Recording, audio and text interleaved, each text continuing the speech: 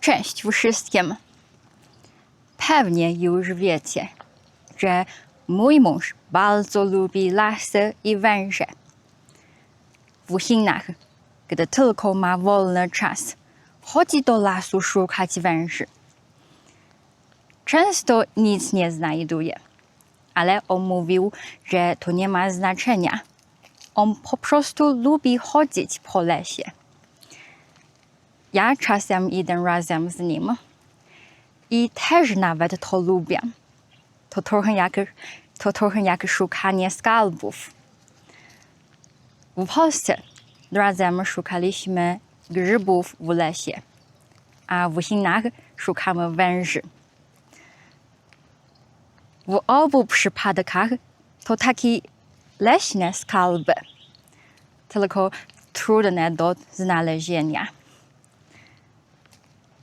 Na początku myślałam, że to zwykłe hobby, ale potem zaczęłam widzieć, że coś się zmieniło. Mój mąż chyba trochę się od tego uzależnił. Teraz nie tylko chodzi do lasu w weekendy, ale nawet planuje specjalne podróże na szukanie węży. Zobaczcie, jakiego mam węża. Ten wąż nazywa się wąż słoneczny. Dajcie znać, czy wam się podoba.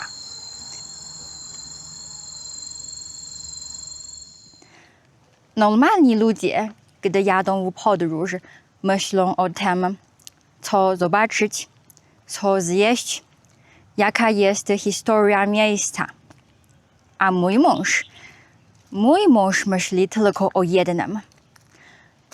Jakie są tam węże i gdzie można je znaleźć? Gdy normalni ludzie odwiedzają Chiny, odhaczają atrakcje turystyczne, robią zdjęcia i delektują się jedzeniem. A mój mąż, gdy on przyjeżdża do Chin, chodzi do lasu, przewraca kamienie i poluje na węże. On jest bardzo nietypowym zagranicznym turystą. Dla niego nie mają znaczenia ani jedzenie, ani atrakcje turystyczne. Tylko węże. Szczerze mówiąc, podróżowanie z nim jest często bardzo męczące. Chodzimy po górach, przez krzaki i cały czas idziemy i idziemy. Szukamy węży w dzień, wieczorem, nocą, a następnego dnia znów od początku. Pamiętam, że w Polsce nasze podróże były dużo spokojniejsze. Było dużo odpoczynku, spokojne tempo. Ale teraz jest zupełnie inaczej. Ten wąż jest bardzo gładki, skóra jest bardzo gładka i jest dość chłodny. Choć jest gorąco, to jego skóra jest chłodna.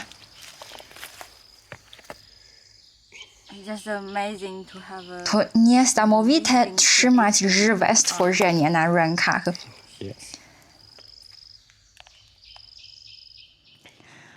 Od kiedy pojawił się ten cel znaleźć węże, mój mąż zmienił się z czułego męża w coś w stylu dyktatora, instruktora wojskowego. Rano. Wstawaj, musimy iść.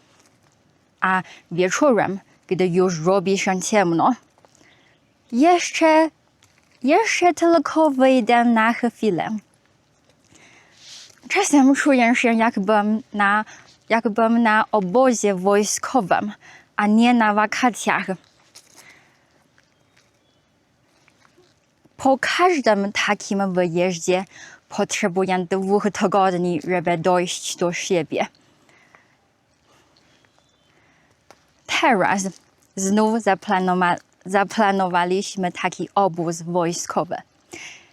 Jesteśmy w Heko, na południu Chin. Tutaj nie są zbyt dużo atrakcji turystycznych. A nawet jeśli są, on i tak się nimi nie interesuje. On chce tylko szukać węży. To już nasz drugi raz tutaj. Poprzednio byliśmy tu 2 dni i znaleźliśmy wielu różnych gatunków węży. Więc uznaliśmy, że to chyba raj dla węży. Dlatego tym razem zostajemy 4 dni. Ale trochę się tego boję, bo tutaj jest bardzo gorąco i jest dużo komarów. Czuję, że po 4 dniach mogę już nie mieć siły chodzić. To jest bardzo fajny wąż, bardzo łagodny i przyjacielski.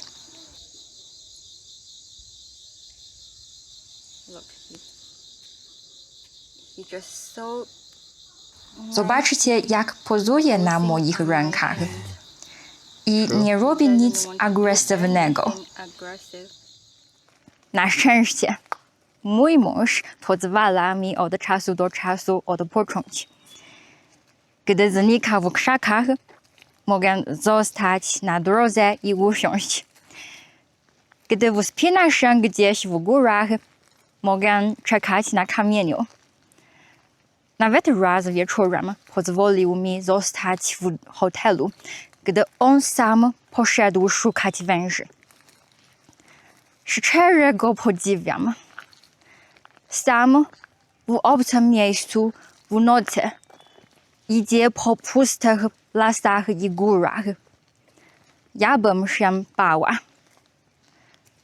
Niedawno słyszałam o młodym Belgijczyku, który zaginął podczas samotnej wędrówki w prowincji Yunnan. Dużo ludzi go szukało, ale ostatecznie go nie znaleziono. Dlatego, kiedy mój mąż idzie sam do lasu, czasem trochę się o tym martwię. Ale na razie, poza kilkoma ugryzieniami przez węże, nic poważnego mu się nie stało. A najbardziej mnie zaskakuje to, że on nigdy się nie gubi. Czasem idę za nim i kompletnie nie wiem, gdzie jesteśmy. Ale on zawsze wraca do domu bez problemu. Gdyby nie on, pewnie już dawno bym zamieszkała gdzieś w górach Yunnangu. Niespodzianka! Mamy żywą żmiję. Bardzo mała żmija. Zielona. Bardzo, bardzo jadowita. Zobaczcie.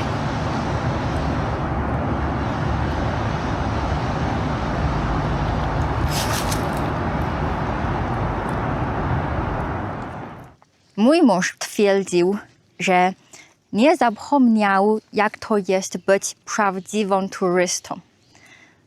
Po prostu dla niego tymi naprawdę interesującymi zakątkami Chin nie są słynne atrakcje. Zamiast tego woli leśne ścieżki, wiejskie pola i miejsca, do których zagląda niewielu turystów.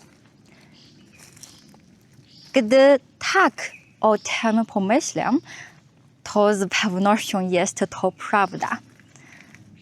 W końcu bez niego pewnie nigdy nie trafiłabym do takiego miejsca jak Heko, ani nie wybrałabym się do lasu w środku nocy na poszukiwanie węży.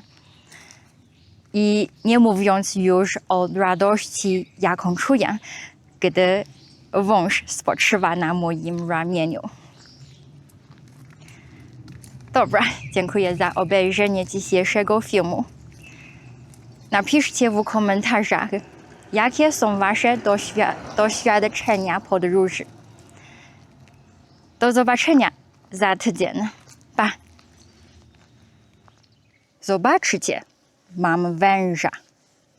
Jesteśmy przyjaciółmi. Hej! Jak się czujesz?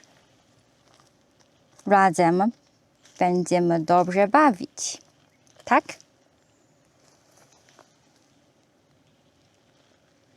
Jesteś cudowny.